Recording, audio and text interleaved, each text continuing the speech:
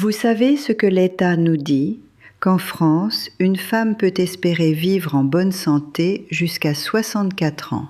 64 ans, c'est le chiffre officiel de l'espérance de vie en bonne santé pour une femme française en 2024. Et vous savez à quel âge nous pouvons enfin toucher notre retraite complète ? 64 ans. Peut-être 65 pour celles d'entre nous qui n'ont pas eu la carrière continue d'un homme. Le système nous regarde droit dans les yeux et nous dit « Vous aurez exactement 0 année à vivre sainement après avoir arrêté de travailler. 0. » Puis en 2023, la réforme des pensions a augmenté cet âge. Vous vous souvenez des manifestations, des gens qui criaient dans les rues ? Ils savaient.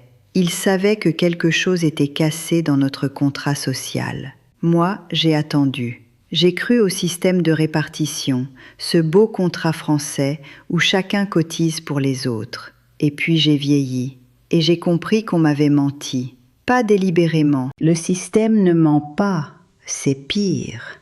Il oublie de nous dire la vérité.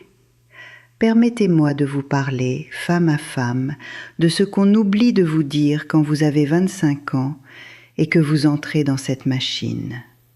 Laissez-moi vous raconter comment j'ai eu 65 ans et découvert que je n'avais rien commencé à vivre. J'appelais ça la discipline. Vous savez, cette vertu française qui nous dit qu'une femme sérieuse se lève tôt, arrive avant tout le monde au bureau et part après tout le monde. Je l'ai fait pendant 40 ans. 40 ans, de 25 à 65 ans. Je travaillais dans l'administration, secteur public, le régime général de la sécurité sociale. Chaque mois, on me prélevait mes cotisations, exactement 8,55% de mon salaire pour la retraite de base. Je voyais ce chiffre sur ma fiche de paie et je pensais « c'est mon avenir, c'est mon contrat. Je donne maintenant et plus tard on me rendra. » C'est beau, non ? C'est français. C'est le système de répartition dont on est fier. Les plus jeunes paient pour les anciens. Et un jour, les plus jeunes de demain paieront pour moi. Je croyais à ça. Je devais y croire. C'était ma seule sécurité. Alors j'ai accepté chaque augmentation de cotisation. J'ai accepté la limite d'âge qui reculait. J'ai accepté de repousser mes envies, une maison à la campagne, un voyage à l'étranger, du temps avec mes enfants avant qu'ils grandissent vraiment. Plus tard, disais-je, après la retraite. Les vacances d'été, une semaine à la Bretagne avec la belle famille, pas assez de budget pour plus. Les week-ends? Non, j'avais du travail. Les amis d'école? Je les voyais à Noël si j'avais de la chance. Mais ma carrière, elle, était prévisible, stable, sécurisée par le régime général. Vous comprenez ? C'était un échange. Je donnais mon temps, je recevais une garantie. Et je pensais que c'était un bon échange. Entre-temps, pour les petits plus, j'avais ouvert un livret A, ce compte d'épargne réglementé garanti par l'État qui rapporte ses 3%, parfois moins. 3%, c'est ce qu'on offrait aux petites épargnantes comme moi. C'est sûr, disaient les conseillers bancaires, vous n'aurez pas de mauvaise surprise. Bien sûr que je n'aurai pas de mauvaise surprise. J'aurais une très mauvaise, lente, imperceptible certitude que mon argent se faisait manger vivant par l'inflation. Mais je ne voyais pas ça à l'époque. Je voyais juste le chiffre du solde qui montait un petit peu chaque mois, quelques euros d'intérêt. C'était comme caresser un chat. Vous sentez quelque chose, mais ce n'est pas vraiment du résultat. Je me suis construit un nid de vieillesse avec le livret A et les promesses du régime général. Assez pour survivre, pas assez pour vivre, pas assez pour regret. Voilà ce que je croyais. Puis j'ai eu 65 ans, un mercredi gris. Je me souviens du jour exactement, parce que c'était anticlimactique. On m'a donné une petite fête au bureau, un gâteau, du champagne pétillant. Mes collègues m'ont dit « Vous avez bien mérité votre repos. » Et j'ai pensé, mais qu'est-ce que je vais faire maintenant? Le repos de qui? Je n'avais jamais vraiment travaillé assez pour avoir besoin de repos. J'avais juste existé dans une routine. Mon salaire était devenu ma retraite, qui serait juste un peu moins, à peine baissée. Le système fonctionnait, pour l'instant. Mais quelque chose était différent quand je suis rentrée à la maison ce jour-là. J'avais l'impression qu'on avait enlevé un poids, mais aussi qu'on avait enlevé quelque chose de moi, une identité. Pendant 40 ans, j'avais une raison de me lever, une place où aller, des gens qui dépendaient de moi, enfin, le système dépendait de moi. Et maintenant, j'avais le temps. J'avais cette chose précieuse que tout le monde dit vouloir, du temps libre. Et j'ai découvert que c'était terrifiant, cette liberté, quand on ne sait pas ce qu'on en veut faire. Je n'avais pas de projet, pas de rêve dégelé qui attendait dans un coin. J'avais juste un agenda vide. C'était étrange. Ça devrait être merveilleux, non? Un agenda vide à 65 ans? Mais pour moi, c'était la preuve que j'avais sacrifié ma vie au mauvais autel. Voilà le système dans lequel j'ai cru. Et voilà ce que le système m'a donné. Un compte bancaire stable mais stérile. Une retraite garantie mais maigre. Et tout le temps du monde pour regretter le temps perdu. L'illusion était parfaite, vous voyez, parce qu'elle fonctionnait, jusqu'à ce qu'elle ne fonctionne plus. Alors laissez-moi vous parler des choses qu'on ne voit pas, les choses qu'on ne vous dit jamais quand on vous parle du système de répartition. D'abord, il y a l'inflation. Vous savez ce que ça signifie pour une femme qui a mis de côté ses économies prudentes sur un livret A à 3% par an? Ça signifie que l'inflation réelle, celle qui touche le prix du pain, de l'essence, du chauffage, vous dévore vos euros comme une souris dévore le fromage. En 2022, l'inflation était à 5,2% en France. Votre livret A rapportait 3%. Vous aviez perdu 2,2% de pouvoir d'achat avant même de payer les impôts sur ces 3%. Et en 2023, quand la réforme des pensions a augmenté l'âge de retraite, les gens se sont demandé pourquoi faire? Pour payer une retraite qui diminue en valeur réelle chaque année? Ensuite, il y a la réalité physique du déni. Vous savez ce qui arrive à une femme qui repousse sa vie pendant 40 ans? Son corps le sait, même si elle ne l'admet pas. À 50 ans, j'ai commencé à avoir des douleurs dans le dos, chroniques. À 55 ans, le stress avait endommagé mon système digestif. Des problèmes qu'aucun médecin ne pouvait vraiment soigner parce qu'il n'était pas une maladie, c'était juste l'usure. À 60 ans, j'avais de l'hypertension. À 63 ans, un petit problème cardiaque, rien de grave, mais suffisant pour me rappeler que j'avais un corps qui s'usait. Et c'est drôle, c'est terriblement drôle, vous savez. Pendant que j'attendais les années bonnes, mes années bonnes s'épuisaient en silence. Le système comptait sur le fait que vous ignoreriez ce prix-là, le prix de l'impatience, le prix de croire que plus tard était la même chose que bientôt. Ça ne l'est pas. Il y a aussi la dimension invisible du travail de femme. Personne ne vous en parle, mais c'est là, dans chaque fiche de paie, l'absence. C'est l'absence de salaire pendant la maternité. C'est le demi-temps que vous avez accepté pendant 10 ans parce que les enfants avaient besoin de quelqu'un. C'est la promotion que vous n'avez pas reçue parce qu'on pensait que vous ne pourriez pas la gérer. Vous aviez une famille après tout. C'est le verre de plafond, si spécifiquement français. Pas brutal, pas visible, juste toujours là. Et votre retraite, elle n'oublie rien. Elle se calcule sur tous ces années à temps réduit, sur tous ces mois sans cotisation, sur la carrière discontinue d'une femme. Voilà pourquoi le trou d'une retraite de femme en France, c'est en moyenne 30% de moins que celle d'un homme. 30%. C'est le prix caché du système de répartition pour les femmes qui l'ont payé le plus fidèlement. Et puis, il y a la solitude. À 65 ans, quand vous arrêtez de travailler, vous découvrez que le travail était aussi votre vie sociale.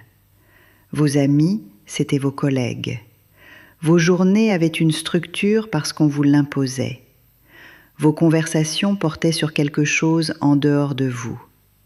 Et puis, silence.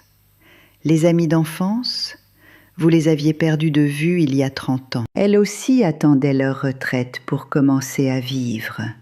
Et elles aussi découvraient que c'était trop tard. Parce que c'est ça le piège. Quand tout le monde attend, personne ne vit vraiment. Voilà ce qu'on ne vous dit pas quand on vous vend la sécurité du régime général. On vous vend la sécurité, mais ce qu'on vend vraiment, c'est le report de votre vie. Et le système le sait. Le système en a besoin de ce report, parce que c'est comme ça qu'il fonctionne. Si tout le monde arrêtait de repousser ses rêves jusqu'à la retraite, le système n'aurait plus de travailleurs dociles. Il n'aurait plus de femmes qui acceptent 30% de moins. Il n'aurait plus ce pacte généreux où on vous promet l'avenir en échange de votre présent. Mais l'avenir ne vient jamais assez tôt. Et quand il arrive enfin, c'est avec des douleurs dans le dos et un livret A qui ne rapporte rien. C'est en octobre 2017 que tout a changé. Non, attendez, ce n'est pas vrai. Tout avait déjà changé. C'est en octobre 2017 que j'ai enfin compris que tout avait changé. J'avais 71 ans. Marie-Claire est morte. Elle était ma plus vieille amie, pas en âge, en histoire. Nous avions grandi ensemble, nous avions traversé les mêmes décennies. Et elle s'était toujours dit qu'elle ferait un tour en Italie à la retraite. Un petit tour, 2 semaines à Venise, puis Florence. Elle avait même montré des photos à des agences de voyage en 2014. Elle en rêvait. Et puis, un cancer, dépisté trop tard, disparu en 3 ans. Elle avait 69 ans. Je me souviens d'être allée à son enterrement et de penser « Elle n'aura jamais vu Venise ». Elle a passé 45 ans à attendre le jour où elle pourrait le faire. Et ce jour n'est jamais venu. Ce jour n'existe plus. C'est ridicule, non? C'est ce qu'on pense au début. C'est la mort d'une amie. Ces choses arrivent. Mais ce que je n'arrivais pas à oublier, c'était l'expression dans les yeux de sa fille à l'enterrement. L'expression de quelqu'un qui sait qu'elle pourrait aussi être là à attendre Venise. Que nous pourrions tous être là. Que nous faisons tous une file d'attente qui ne mène nulle part. Quelques semaines plus tard, en nettoyant mon appartement, j'ai retrouvé un vieux guide Michelin, un Michelin vert de 1984, le guide touristique que vous aviez avant Internet, avant Google Maps. C'était celui où j'avais marqué au stylo rouge les destinations que je visiterais un jour. Vous savez ce qui était marqué ? La Provence, la Loire, la Belgique, la Suisse. À côté de chaque endroit, j'avais écrit une date estimée, 2000, 2010, 2015. Toutes les dates étaient passées, le guide était jauni, les pages s'effilochaient. Et je regardais ce guide en pensant « C'est mon testament de toutes les vies que je n'ai pas vécues ». Voilà où l'illusion s'est brisée, pas avec des rationalités financières, pas avec des calculs de rendement, avec un vieux guide touristique et la mort d'une femme. C'est drôle, ce qu'il faut pour se réveiller parfois. C'est ce jour-là que je me suis posé la vraie question. Pas comment je fais pour survivre jusqu'à 90 ans, pas comment je fais pour que mon livret A rapporte plus, non. La vraie question était pourquoi j'attends? Pourquoi je repousse encore? Je n'avais plus d'excuses, j'avais la retraite, j'avais le temps, et j'avais juste peur. Peur de découvrir que c'était trop tard. Peur de découvrir qu'il n'y avait rien d'intéressant en moi après avoir travaillé toute ma vie. Peur de vivre, en gros. Mais cette peur-là m'a aussi donné quelque chose, un sentiment d'urgence. Pas une urgence stressante, je ne voulais plus de stress. Une urgence claire. Je voulais que mon argent travaille pour moi, maintenant, pas dans 10 ans. Je voulais que ma retraite ne soit plus juste une corde de sécurité, mais un tremplin. Et je me suis rendu compte que j'avais assez d'économies pour le faire. C'est là que j'ai pris la one decision. Une seule. C'est idiot, c'est simple, et c'était révolutionnaire pour quelqu'un comme moi. J'ai décidé de transformer mon approche du patrimoine. Au lieu de vivre de ma retraite de base plus un livret A qui rapportait 3 cacahuètes, j'allais créer du revenu passif. Et pour ça, il y avait un outil français que je connaissais, mais que je n'avais jamais vraiment pris au sérieux. L'assurance vie. Pas l'assurance vie en euros, non. Les assurances vie en euros, c'est comme un livret A avec des frais. Ça rapporte à peine plus qu'un compte courant.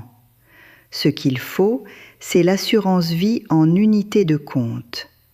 Vous versez votre argent et il est investi dans des fonds, des SCPI par exemple.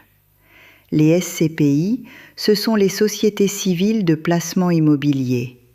En français simple, vous investissez avec d'autres gens dans l'immobilier professionnel, les bureaux, les centres commerciaux, les entrepôts, et vous recevez une part des revenus. C'est l'immobilier sans être propriétaire. C'est les loyers sans les factures. Et en France, avec une SCPI dans une assurance vie, vous pouvez recevoir des dividendes trimestriels, pas annuels, trimestriels, 4 fois par an, de l'argent dans votre compte. Vous sentez que quelque chose se passe. Mais attention, je ne suis pas une conseillère financière. Je suis juste une femme qui a découvert un outil. Ce que j'ai fait, c'est demander l'aide de quelqu'un d'expérience. J'ai pris un rendez-vous avec un professionnel de l'investissement. Pas un banquier de mon agence locale, non, il n'aurait jamais compris. Il m'aurait dit la même chose que tous les autres banquiers disent aux vieilles dames. Restez sur le livret A, c'est sûr. Le sûr, c'est la poison pour quelqu'un qui veut vivre. J'ai rencontré quelqu'un qui comprenait. Je lui ai dit « J'ai environ 300 000 euros ». C'était le résultat de 40 ans d'une retraite publique stable, plus les économies de mon mari, qui avait aussi travaillé. Pas une fortune, juste assez pour faire quelque chose. Et il m'a dit « Vous avez assez pour créer un revenu ». Si vous mettez une partie dans une assurance vie en unité de compte et si vous sélectionnez des SCPI qui distribuent régulièrement, vous pouvez générer peut-être 3 ou 4% de rendement réel par an. 3 ou 4% sur 300 000 euros, c'est 9 000 à 12 000 euros par an. C'est 750 à 1 000 euros par mois. Ce n'était pas fou, c'était juste possible. Alors j'ai fait le pas. J'ai transféré une partie de mon livret A, pas tout, on n'est pas fou, dans une assurance vie. Et j'ai sélectionné 4 SCPI diversifiées, une spécialisée dans les bureaux, une dans le commerce, une dans la logistique, une dans la santé. Et j'ai accepté de recevoir les dividendes plutôt que de les réinvestir. C'était ma décision. Tous les trimestres, une notification d'argent, du vrai revenu. Pas un compte qui grandit lentement, de l'argent dans mon compte que je pouvais utiliser. Ce n'était pas spectaculaire, ce n'était pas un enrichissement soudain, c'était juste du travail que mon argent faisait pour moi. C'était un changement philosophique. J'avais arrêté d'attendre que les années passent et j'avais commencé à faire travailler mon patrimoine pendant que j'étais encore là pour en profiter. Vous savez ce qui est arrivé après ? Vous savez vraiment, en 2 ans, mon approche a changé de façon radicale. Pas mon argent, mon approche. J'ai commencé à économiser davantage. J'ai augmenté les versements sur l'assurance vie. Et comme les SCPI payaient des dividendes, et comme j'ai recommencé à avoir un revenu chaque trimestre, j'ai commencé à investir les dividendes ailleurs, dans un plan d'épargne retraite, un PER. C'est un outil français moins connu, mais il a des avantages fiscaux énormes. Vous versez de l'argent, vous diminuez vos impôts, et l'argent grandit sans impôts jusqu'à la retraite. Même si c'était trop tard pour une retraite classique, c'était utile pour le long terme.